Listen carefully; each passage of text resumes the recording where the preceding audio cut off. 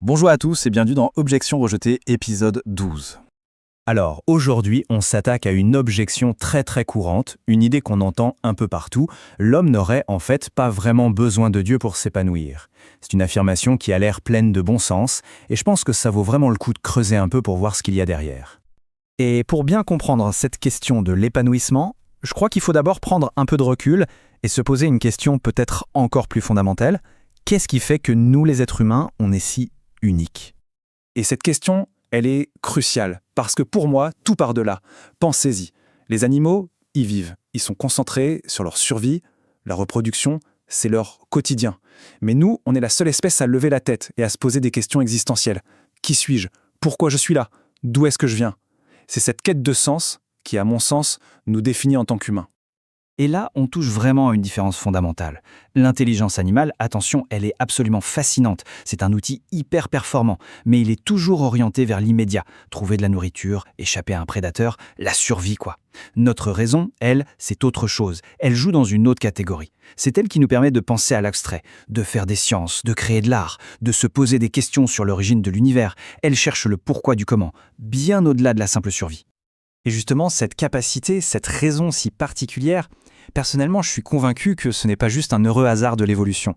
Non, pour moi, c'est un indice. Ça pointe vers quelque chose de plus grand, vers une finalité et un but.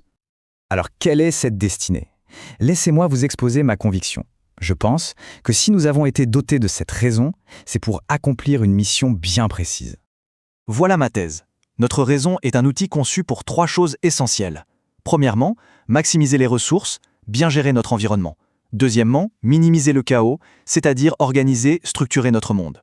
Et troisièmement, maintenir cet ordre pour que la vie puisse non seulement exister, mais prospérer. La question qu'il faut se poser, c'est est-ce qu'un processus d'évolution purement hasardeux, sans intention, aurait pu forger un outil si intentionnel, si parfaitement adapté à ce genre de mission ? J'ai de sérieux doutes. Ok, mais là si on parle de destinée, de mission, ça soulève tout de suite une autre grande question, un vrai dilemme. Est-ce que ça veut dire qu'on n'est pas vraiment libre ? Si on a un but, est-ce qu'on peut encore choisir notre chemin ?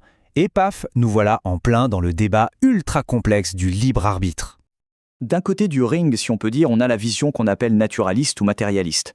Richard Dawkins la résume de manière assez poétique mais très claire.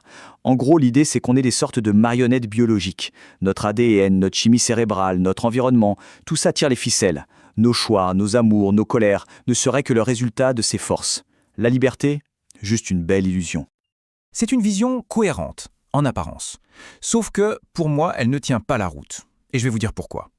Cette idée qu'on appelle le déterminisme, elle se heurte à 2 obstacles, 2 problèmes qui, à mon avis, sont tout simplement insurmontables. Et le premier problème, c'est que cette théorie s'auto-détruit. Pensez-y une seconde. Si toutes nos pensées ne sont que des réactions chimiques, alors la pensée, le déterminisme est vrai, est elle-même une simple réaction chimique. Elle n'est pas le fruit d'un raisonnement, d'une recherche de la vérité.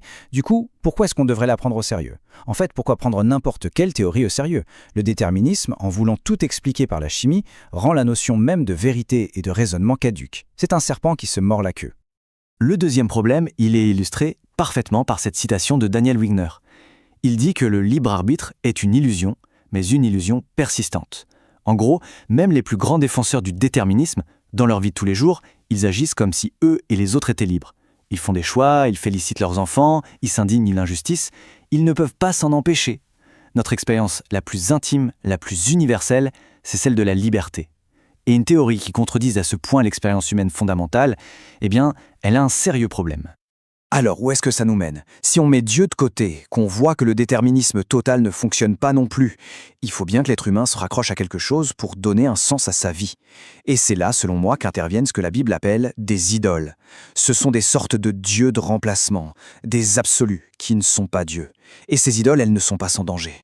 Le danger principal, la conséquence quasi systématique de ces idoles, c'est ce qu'on appelle le réductionnisme. C'est un mot un peu technique, mais l'idée est simple. C'est la tendance à tout réduire à sa plus simple expression. L'amour, ce n'est que de la chimie. La musique de Bach, ce n'est que des vibrations dans l'air. L'être humain, ce n'est qu'un sac de gènes égoïstes. On perd toute la richesse, toute la complexité, toute la valeur du tout pour ne voir que les pièces détachées.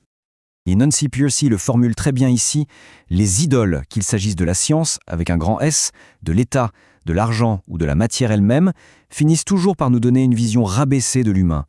On ne voit plus une personne avec une dignité infinie, on voit un objet, une ressource, un problème à gérer, une machine biologique. Et cette vision réduite des choses, elle nous met face à des questions franchement dérangeantes. Par exemple, l'amour. Si un être humain n'est qu'un amas de cellules, que de la matière, sur quoi on fonde l'amour? Si ce n'est qu'un cocktail d'ocytocine et de dopamine pour nous pousser à nous reproduire, alors qu'est-ce qu'on fait de la fidélité, du sacrifice, de l'amour inconditionnel? Pareil pour la justice.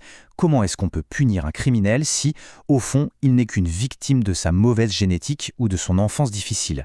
Si on n'est pas vraiment libre, on n'est pas vraiment responsable. Le concept même de culpabilité s'effondre. On ne juge plus un acte moral, on constate un dysfonctionnement biologique. Et enfin, ça nous amène à la question ultime du sens. Si la vie n'a pas de but final, si tout s'arrête à la mort et que l'univers finira froid et vide, à quoi bon? Pourquoi se sacrifier pour les générations futures? Pourquoi se battre pour la justice, pour une grande cause? Si au final tout ça ne mène nulle part, n'est-ce pas profondément absurde? Alors, face à ces impasses philosophiques, face à ces visions qui me semblent déshumanisantes, j'aimerais proposer une autre voie, une vision qui, je le crois, est bien plus en phase avec ce que nous sommes et ce que nous vivons au plus profond de nous. Cette alternative, c'est la vision chrétienne du monde. Et regardez comment elle répond aux problèmes qu'on vient de soulever. Elle ne réduit pas l'humain. Au contraire, elle restaure sa dignité. Nous sommes créés à l'image de Dieu.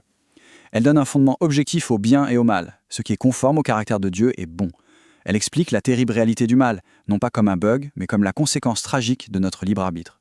Et surtout, elle offre un sens, un but ultime qui va bien au-delà de notre mort.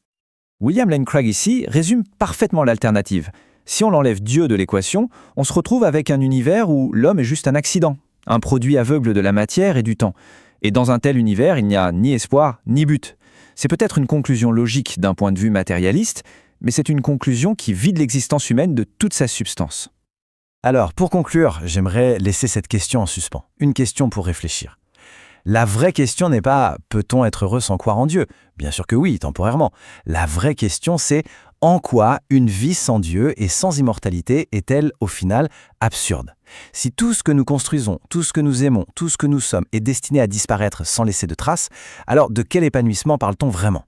C'est sur cette pensée que je vous laisse.